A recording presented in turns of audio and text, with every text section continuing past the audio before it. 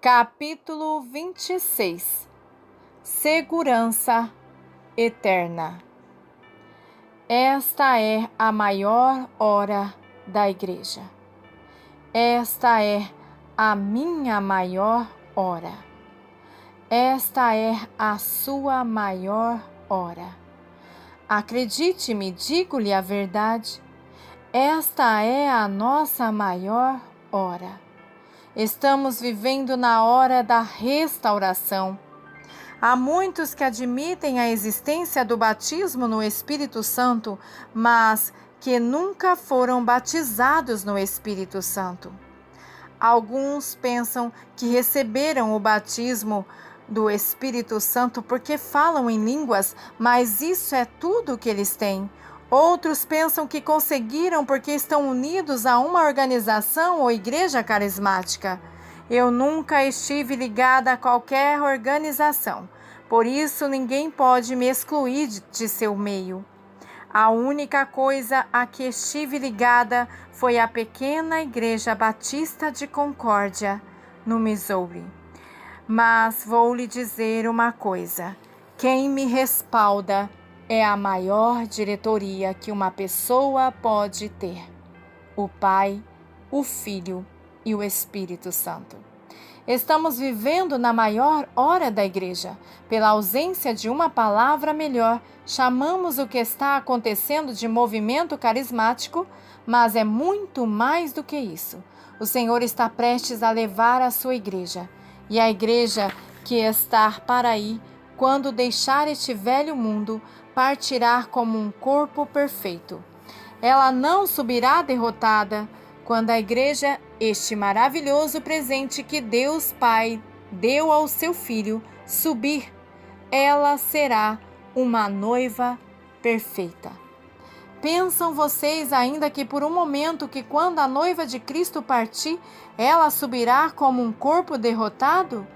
De maneira nenhuma. Quando a Igreja partir, ela irá com todos os dons, todos os frutos do Espírito restaurados em toda a sua plenitude. Subirá como uma noiva perfeita. Este é o motivo porque nestes últimos momentos eu me recuso a deixar qualquer reprovação vir sobre a sua Igreja. Recuso-me a aceitar qualquer reprovação contra o Espírito Santo. Não porque ele precise de defesa, mas porque ele é muito santo para mim. Eu tenho dado a minha vida a ele. A maioria das pessoas não entende, mas tenho entregado totalmente a minha vida a ele. Isso é tudo o que eu sei. Isto é tudo o que eu tenho feito. Tenho dado minha vida por aquilo que creio. E não vou deixar que qualquer reprovação venha sobre aquilo que acreditamos. Há alguns que afirmam ter sido cheios com o Espírito Santo. Certamente você dirá: recebi o batismo do Espírito Santo porque tenho falado em línguas. E para que não reste alguém que possa interpretar mal essa afirmação, vou mostrar a minha posição ao mundo inteiro. Todos sabem minha posição quando se trata de falar em línguas estranhas. Mas, amados, somente acredito em falar em línguas estranhas quando o Espírito Santo dá realmente as suas palavras.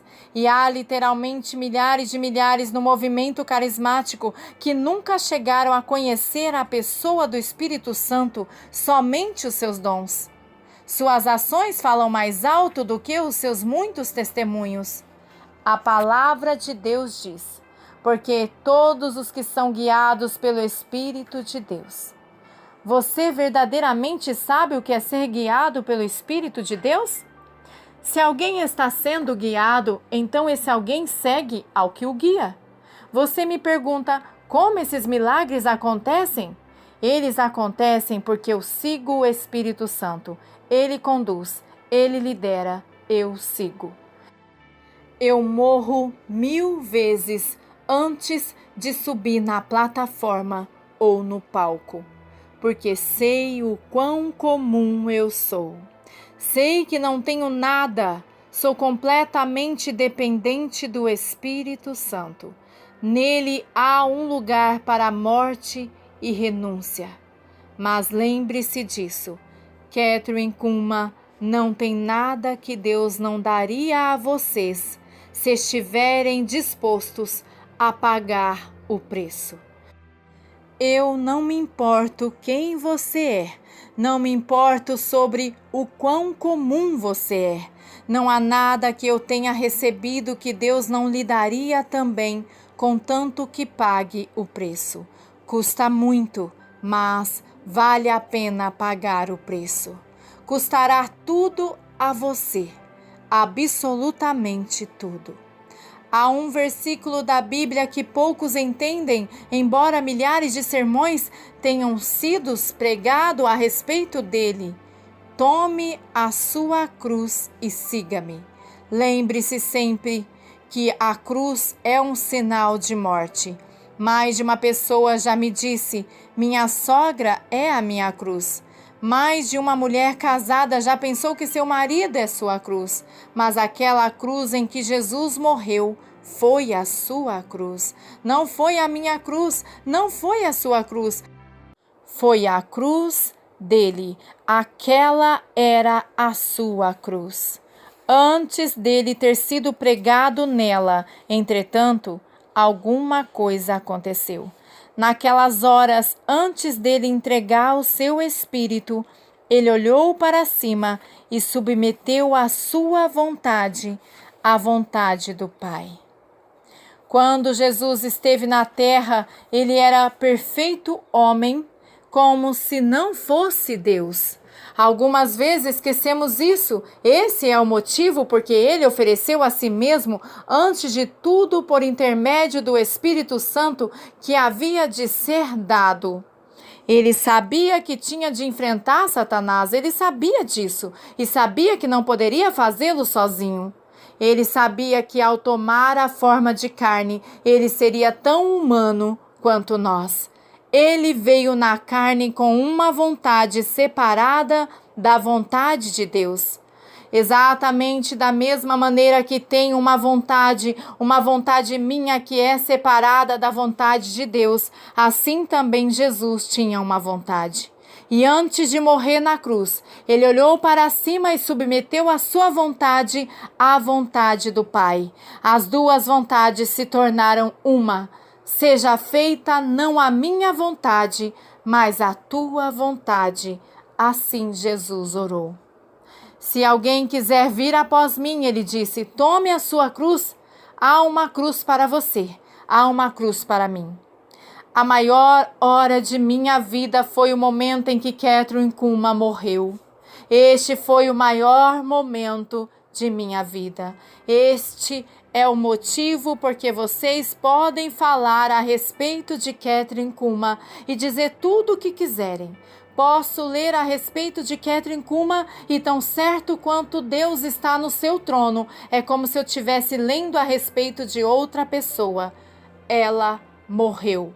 E quando ela morreu, sua vontade foi submetida à vontade de Deus. Assim eu espero pela sua orientação, pela sua vontade. Não tenho medo dos homens, não tenho medo de todos os poderes do inferno. Temo apenas uma coisa: estar fora da vontade de Deus. Mas nunca estarei fora de sua vontade enquanto a minha vontade pessoal permanecer submissa à vontade de Deus.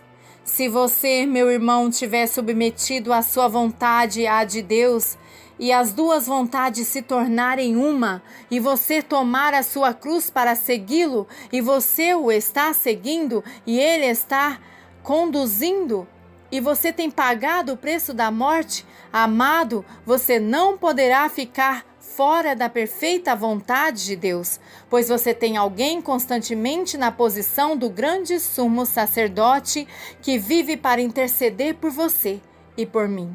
Se você já chegou a ponto de não saber qual é a perfeita vontade de Deus, então não faça nada. Espere. Olhe para cima e diga: eu não sei. Não ouça a voz dos homens, fique calmo, quieto.